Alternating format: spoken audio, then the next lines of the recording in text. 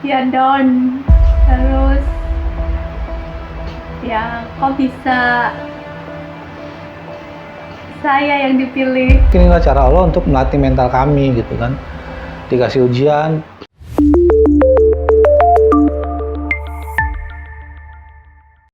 Halo Besti. Halo. Sehat? Alhamdulillah. Nih di video kedua ini tahu nggak kenapa aku bikin lagi ini, karena permintaan dari netizen saat kita upload video yang pertama. Ada yang komen lanjutkan next kayak gitu-gitu gitu kan. Jadi ya udah nih, bagus juga nih, berarti ada respon positif ya kan mengenai konten yang kemarin. Maka kemarin kita udah ngebahas ini ya tentang profesi kamu ya, yang menurut aku juga unik gitu. Kok sekarang kan kita lebih ke real life kita aja ya, maksudnya siapa kitanya gitu ya. Baju. Oke Besti, kamu sebelum ke Jakarta dulu di mana? Aku aslinya Yogyakarta. Tepatnya di Sleman. Lahir kecil, gede di sana. Ya. Sekolah. Kuliah. Akhirnya pindah ke Jakarta. Ya. Nah, awalnya nyoba-nyoba sih, pengen gitu. kerja. Terus? Pengen kerja, pengen ngerasain yang namanya mudik. Terus karena ya sering lihat kan di TV dulu kalau setiap tahun mau lebaran, kayaknya seru gitu ya, pengen ngerasain, kesampaian juga. Terus pengalaman apa lagi yang kamu dapat di Jakarta yang tidak kamu dapatin di Jogja? Naik angkot. Aku kenal naik angkot di Jakarta. Karena di Jogja susah ya angkot ya. Dulu sih di tempat di daerah kamu nggak ada sama sekali ya. Ada bis, tapi nggak. Bukan di daerah kamu lah ya. Ada sih lewat, cuman jarang, nggak pernah naik bis juga.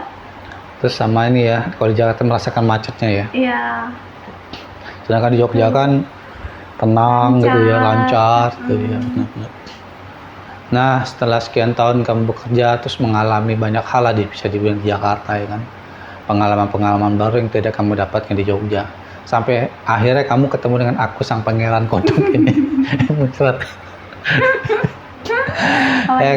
yang mempunyai karakter yang sangat berbeda tentunya ya. Karena kan saya dari Sumatera, asli Sumatera, dari Palembang. Nah, istri saya dari Jogja. Jadi dua kultur budaya yang sangat berbeda tentunya gitu kan.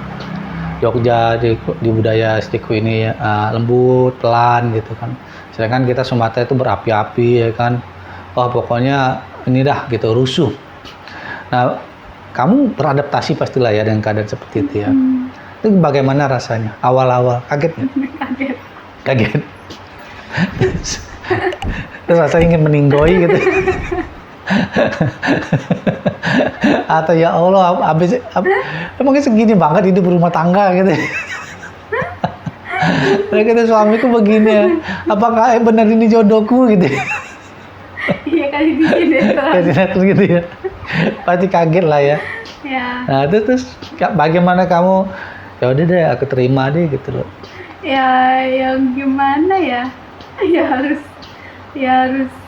bisa menyesuaikan dan menerima. Bisa menyesuaikan.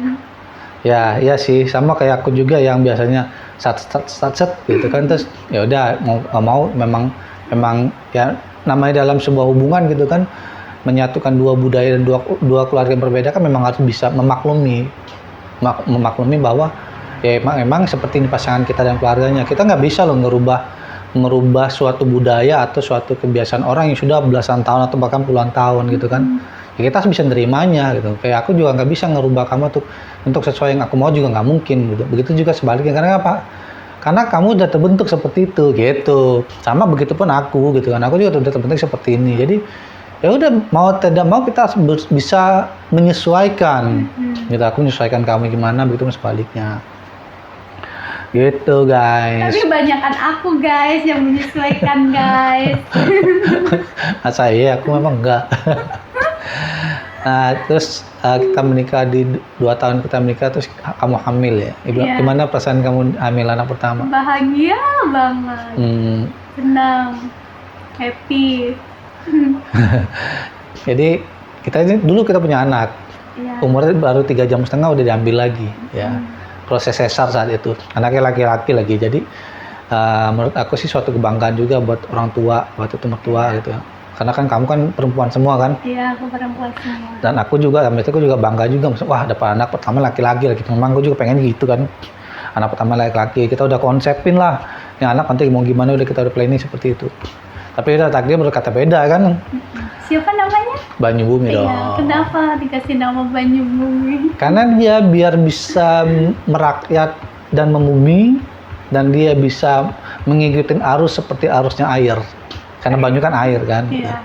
Air itu manfaatnya sangat banyak sekali. Semoga dia bisa menjadi orang bermanfaat saat itu. Bermanfaat untuk kehidupan orang banyak. Oke. Kan setelah pergian Banyu pasti berat dong buat kamu dong, gitu kan. Banget. Tuh gimana sih perasaan kamu saat itu? Ya down. Terus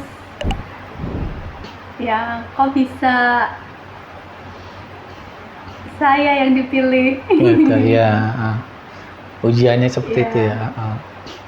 Terus setelah berapa lama kamu bisa move on? Ya sampai sekarang juga masih ada sedikit-sedikit. Iyalah namanya ini. namanya anak sih ya. Tapi ya tidak sedown seperti dulu lah. Mau nggak mau ya memang kita harus ikhlas gitu ya. Dan harus berusaha lagi. Betul. Nah ngomong berusaha, terakhir kemarin kita bayi tabung guys, ya kan? Ya. Itu gimana ceritanya kamu sampai pengen bayi tabung gitu? Ceritanya ya kan dari si Banyu Bumi lahir ini kan udah 4 tahun kosong ya 4 tahun kosong. kan.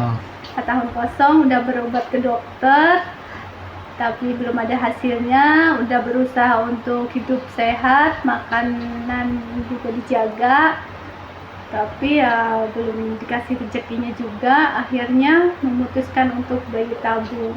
Gitu. Terus kemarin waktu bayi tabung itu gimana?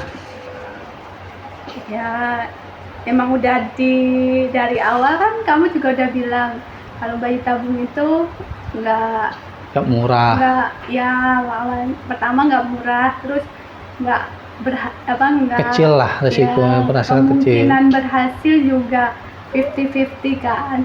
Nggak juga sih. Iya maksud aku ya. Banyak kan nggak inilah, jauh lah bisa dibilang. Maksudnya 20-70 berhasil maksudnya berhasil sama enggaknya itu emang 50-50 gitu loh. 50% ya berhasil, atau enggak gitu ya. Jadi kita harus siap dulu. Nah, nunggu siapnya berhasil apa enggak itu ya emang butuh waktu kan kemarin sambil nyari-nyari sambil nyiapin mental juga kamu ya? Ya.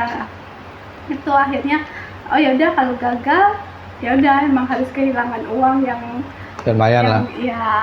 Ya udah akhirnya. Selain uang dan waktu juga kan banyak juga yang dikorbankan. Terus kan ya memang belum rezeki kan. Nah itu kamu gimana tuh, ngedon lagi nggak? Biasa aja sih ya. Karena dari awal kita udah siap sih ya. Udah siap udah.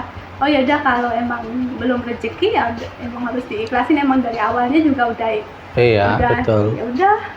Harus bisa terima gitu ya.